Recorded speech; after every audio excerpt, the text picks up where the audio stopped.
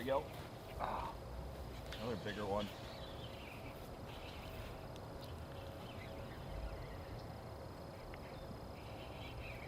Oh yeah. Nice. That's a good one.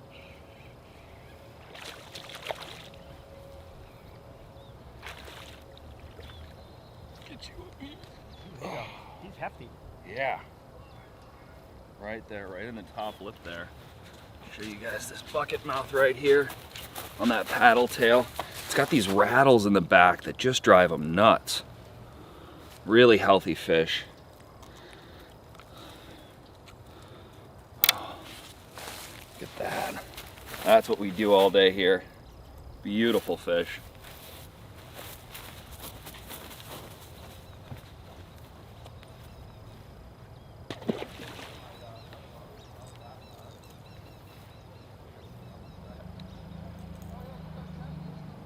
Let's talk a little strategy. So a good rule of thumb is that 90% of the bass are going to be in 10% of the water, and that's not a specific spot, but that is a combination of characteristics that you need to duplicate once you start finding fish. So we get started, we get out, we start looking for fish. We use different bait presentations for different locations, right? And so we're using soft plastics for tighter spots, more finesse bites when the bite's slow, and then we're using larger lures to search for fish, right? So if I'm just getting started on a water body, I'm gonna be using lures, right? So our crankbaits, and even our soft plastics if they're rigged up with a faster kind of Texas rig style, but we're fishing those faster baits to go and find fish. And then once we start finding fish, then we start keeping track of the characteristics, right? And we can start our search with an educated approach, right? So we don't want to just be targeting every single area. You're going to run out of time by the time you do find some fish. And so we want to have some hypotheses out there before we get started. So an area like this, right? I know that it's cold out right now. We're in November, and I know that bass are going to be a little bit deeper. So when it gets to the colder temps, they move a bit deeper. So in that winter time, they're going to be in deeper water because there's lower oxygen levels, and so they want to get into that kind of deeper pockets there. And so if I know that, I'm going to start by targeting the deepest section. And when we're out here on this lagoon, this is a meeting point of 3 different channels, and I know it's the deepest because it's been dredged out. And so we've caught, right along with the rule, 90% of the bass and 10% of this water right here, right? And so if I were to run out of bites, if the bite gets slowed down, I fished this spot out. What I want to do is I want to go and duplicate this deeper spot. Now, we've been moving around and stuff, and we found fish in other deeper pockets. We caught so many fish here that I think that's going to be enough for the show, but this is the spot that I am going to double up on. And I'm not going, and I don't mean double up by saying I'm just going to sit here all day. I'm saying I'm going to go find this spot again when the bite slows down, right? And then if that one doesn't produce, then I start changing my location. If they've been moving in, they've been moving out. That's how I'm thinking about location. Now let's talk a little bit about feeding habits in the beginning of the day and at dusk. So when the sun comes up and when the sun goes down, that's when bass are most actively feeding. There's something that turns on their alarm clock and they just start feeding during those hours, and that goes for most fish species. So you want to be fishing those early and late hours, and that's when I'm going to be fishing the most aggressive lures. And then in the middle of the day, when the bite kind of tends to slow down, that's when I scale down and I use more soft plastics.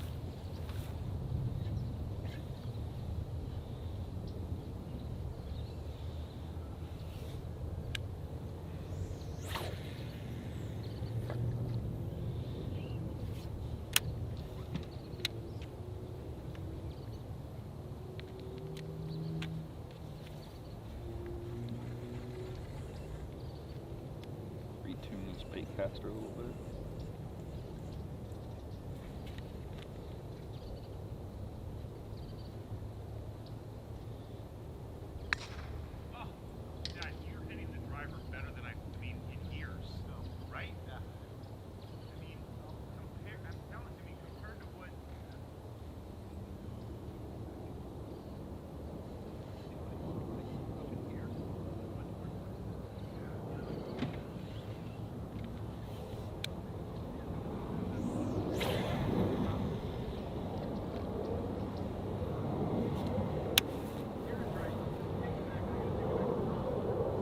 Now let's talk a little bit about structure and cover. So these are two really important concepts that you have to master in order to find fish and really key in on bass. And that's how you're gonna map things out via structure and then choosing where to target via cover. So structure, I'd like to say, think of it as a bathtub, right? The structure is the bathtub, and then the lake is the water, right?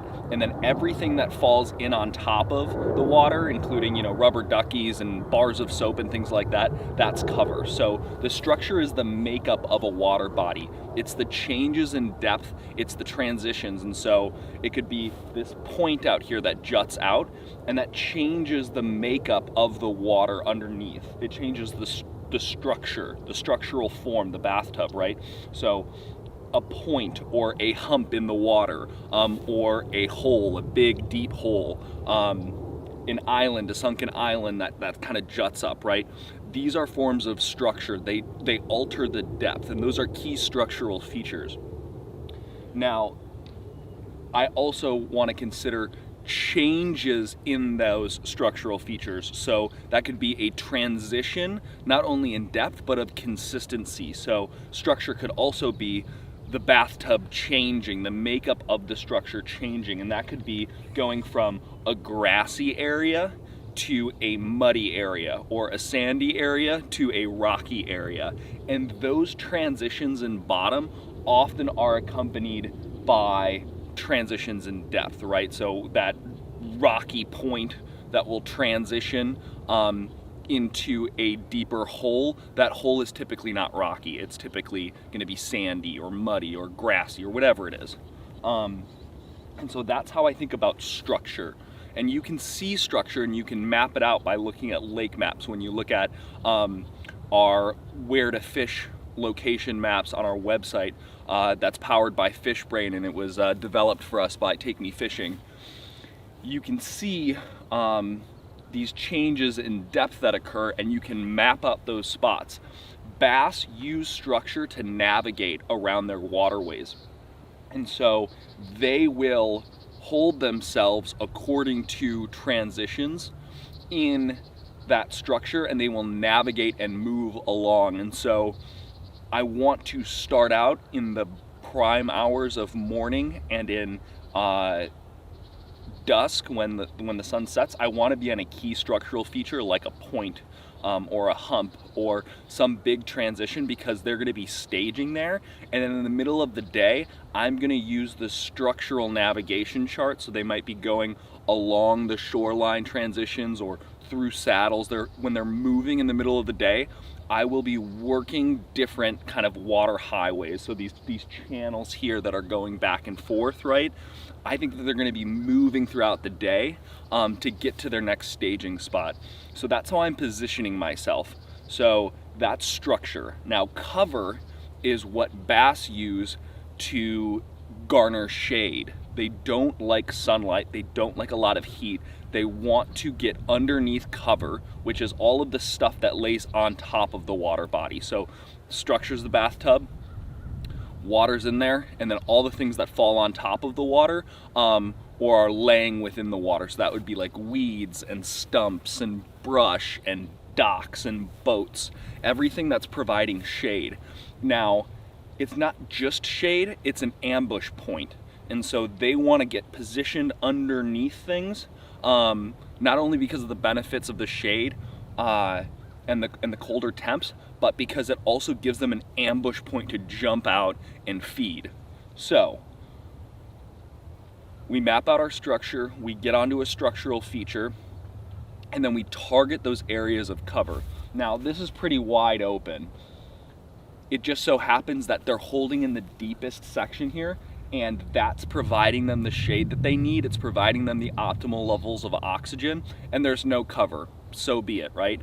But a lot of other times, in most locations, bass will be holding underneath cover so that they can have an ambush point. So you want to find those places, and this is a very common location that you're going to see a lot on TV shows and people fishing, is that the transition in depth on a shoreline drives bass, and then that often has a transition in depth, and then they position themselves underneath docks, right? And so that's why you see people bass fishing in front of docks, is that they're sitting on that transition in shoreline from the shoreline to a flat or the shoreline to a drop off, and they're holding underneath those docks, or they're holding underneath those branches. So that's the concept, right? So we're going to be finding key structural features, and then we're going to primarily target points of cover within those structural features.